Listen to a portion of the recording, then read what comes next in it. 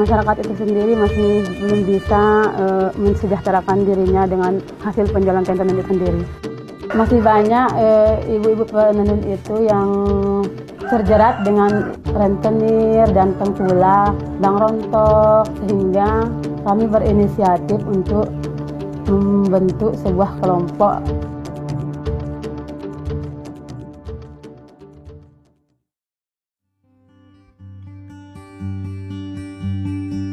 Kondisi sebelum program kita masuk itu banyak sekali generasi muda yang sudah meninggalkan tradisi tenun ini, sehingga tenun hanya dikerjakan oleh generasi yang tua-tua saja. Kondisi ini terjadi karena tenun dianggap tidak memberikan penghasilan yang cukup buat mereka, sehingga mereka memilih untuk bekerja di sektor lain. Kondisi inilah yang melatar belakangi kita. Kenapa program ini muncul adalah karena kondisi mereka, terutama kelompok perempuan ini yang terjerat rentenir. Dengan adanya peningkatan ekonomi dari tenun ini, diharapkan mereka terlepas dari ketergantungannya terhadap rentenir. Kondisi lainnya adalah yang melatar belakangi kita, kenapa program ini perlu kita kembangkan, yaitu bagaimana mengembalikan pemahaman kepada generasi muda ini supaya mereka mau kembali menenun, karena tidak sekedar materi, tetapi bagaimana mereka mampu mengembangkan tradisi yang sudah turun-temurun dikembangkan oleh nenek moyang kita. Upaya-upaya yang dilakukan untuk agar mereka kembali menenun, salah satunya adalah melalui pelatihan-pelatihan ini diantaranya adalah pelatihan pemahaman, memberikan pemahaman kepada mereka kenapa tenun ini perlu dilestarikan dan perlu terus dikembangkan. Kemudian yang selanjutnya adalah ada pelatihan kewirausahaan, pelatihan diversifikasi produk, peningkatan kualitas produk, dan yang terpenting adalah pelatihan mengenai penguatan kelembagaan yang harus mereka kembangkan. Dan salah satunya adalah terbentuknya Nina Penenun yang diinisiasi oleh mereka sendiri. Awal terbentuknya kelompok Nina Penenun ini, kami melihat dari situasi dan masalah-masalah yang ada di lapangan, terutama yang ada di ibu-ibu penenun. Di situ kami melihat ternyata ibu-ibu penenun itu masih menjual kainnya dengan harga yang sangat rendah. Sementara kalau kita melihat produksi dari kain tenun itu sangat lama dan modalnya juga cukup lumayan, tidak sesuai dengan apa yang diharapkan. Dari situ kami bersama teman-teman berinisiatif untuk membuat bagaimana ya cara kita untuk menanggulangi atau mengatasi keadaan-keadaan yang ada di ibu-ibu penenun ini, supaya dia istilahnya ada perubahan di ibu-ibu penenun itu sendiri. Mungkin dari situ kami bisa membantu masyarakat kami yang bertenun supaya dia bisa merasakan hasil dari produksinya sendiri.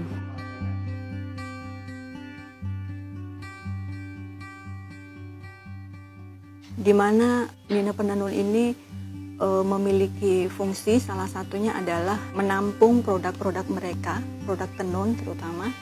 Kemudian yang kedua adalah memfasilitasi perempuan yang memerlukan dana-dana urgent, seperti misalnya dana untuk sekolah, kemudian dana untuk yang apabila keluarganya sakit. Yang selanjutnya yang terpenting adalah kelompok Nina Penenun ini bisa menjadi mediator atau menjadi penghubung antara penenun dengan konsumen. Semua ibu-ibu para pengrajin kelompok Nina Penenun itu begitu jadi produknya langsung dibawa ke balai tenun.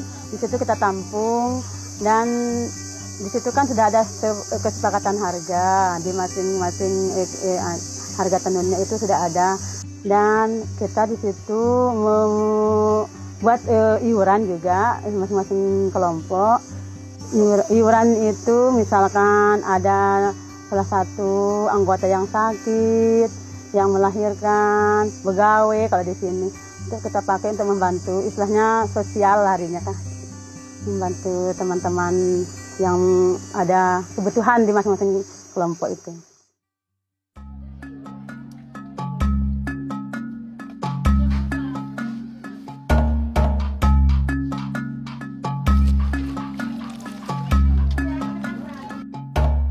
Tenun ini merupakan warisan budaya dan tradisi yang harus dilestarikan, terutama yang di Pringgasela Selatan sendiri saat ini menjadi ikon tenun bagi Lombok Timur.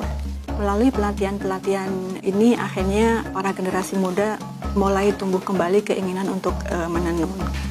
Dan yang inisiasi program adalah bagaimana mengembalikan tenun ini dari pewarna sintetis ke pewarna alami. Nah, melalui program ini kita menginisiasi supaya mereka kembali ke penggunaan pewarna alami.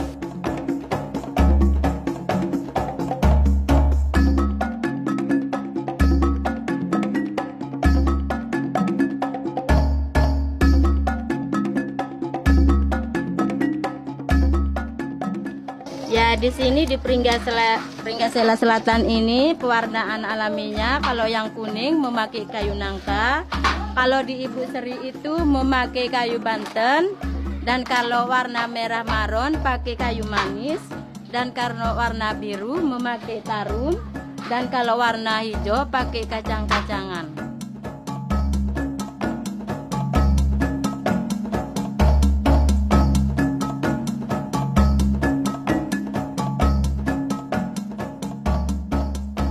Kalau di desa Pringgasela Selatan ini motifnya itu 33 motif. Tapi yang paling khas di sini itu pucuk kerbong sama ragi bayan. Pucuk kerbong sama ragi bayan dan belah ketupat dan sundawa. Ada juga berembun. Sama ada juga sari menanti. Dan yang terakhir adalah mereka sudah menanam tanaman pewarna alami sendiri. Jadi anggota kelompok penenun itu sudah menginisiasi sendiri bagaimana supaya mereka nanti tidak kesulitan untuk mendapatkan bahan pewarna alami. Sehingga ada beberapa lahan yang dihibahkan ke mereka dari salah satu anggota yang dipakai untuk penanaman pewarna alami. Saya juga termasuk dari kelompok Nina Penenun. Saya juga ingin melihat wanita penenun yang di Pringgasela ini maju, sehingga dan sekarang ini musimnya warna-warna alami itu yang paling dibutuhkan lah gitu. Jadi saya kasih dia kelompok kami untuk pinjem gitu. Lahan seolah-olah tambahan modal untuk membangun ekonominya gitu. Sehingga dia tidak nganggur, dia tetap ada kerja gitu. Jadi saya memberikan itu biar ada untuk anaknya sekolah, biar ada untuk yang lain-lain kebutuhan rumah tangga.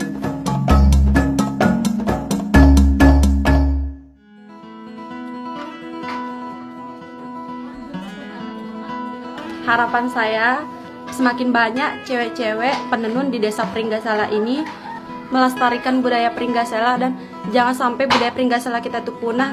Kita sebagai generasi-generasinya harus memajukan desa Pringgasela ini. Harapan kami sih ingin lebih maju, lebih berkembang lagi, karena kami ingin kelompok kami ini lebih sejahtera dari sebelumnya. Harapannya dengan adanya pengembangan tenun ini bisa menjadi sumber pendapatan alternatif bagi kelompok perempuan, terutama di desa Pringgasela Selatan ini. Dan penggunaan pewarna alami tidak semata-mata untuk meningkatkan ekonomi, tetapi bagaimana mereka memiliki kemandirian ekonomi yang